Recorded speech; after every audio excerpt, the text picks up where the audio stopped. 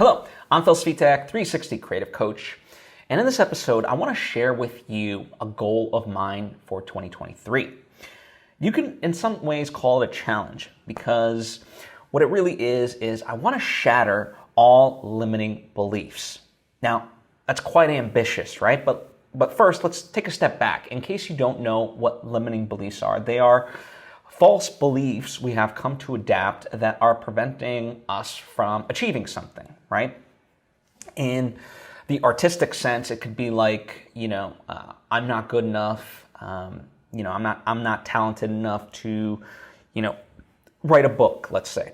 Or, a limiting belief is the idea that I need $1 million to make a good feature film, whatever it may be, or I don't have enough resources. These are all limiting beliefs. I don't have enough time, right? That's another one. So, step one as a fun exercise for you could be to consider what are the limiting beliefs, that you can think of, whether or not you've adopted them, but just perhaps that you see in people, and comment them down below, because I think that'll be a worthwhile exercise for all of us, is to see some of these things on paper, sort of, not literally, right, but metaphorically, and so we can start to grasp what we come to believe as truth when it really isn't, right?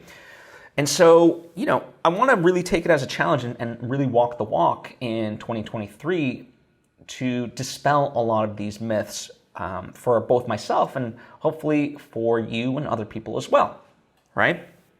Now, one of the things that got me thinking about this is, yes, this is a great magnitude and stuff like that. And, one of the reasons why I'm able to identify various limiting beliefs is because when I think of something as a roadblock, I look to stories, truthful stories within our world that counterpoint that, and that aren't necessarily just one-offs for that, right? So, take something like you need $1 million to make a good feature film. Well, certainly directors like Rob Rodriguez, Chris Nolan, Kevin Smith, and so on and so forth have proven that that's not the case. It is doable to, even Darren Aronofsky, for even as low as, in the case of Rob Rodriguez, $7,000. Now, of course, you can adjust for inflation, but he also, at the time, was shooting on film, which is a lot more costly than, the digital tools of today. So, the point being that I look at these stories to, as evidence of what we think is how it's supposed to be or whatever it may, it's not necessarily the case. People have proven otherwise, right?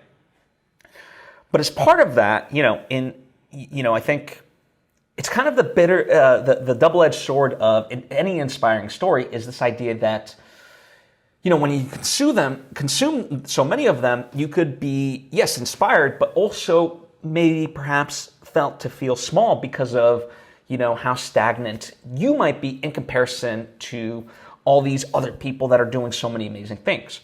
What we have to consider is the fact that, if you're consuming multiple stories, that's multiple feedback that you're getting, of multiple people. And so that's great, but you have to understand, take each individual person, at any given point, any of us can be go to a place of jealousy and comparison if we allow our negative, self to kind of rise up in that way. And so the point being, be inspired by those stories, but never be overwhelmed by them, because you have to understand that, the path for each person, individually is actually quite long. And so don't conflate the multiple stories as one story. Really realize that they are multiple stories.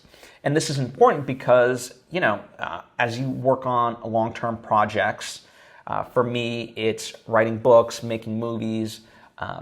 Those take a lot of time and a lot of effort, and the day-to-day grind of it might make you feel, as I said, stagnant and like you're not really making much progress.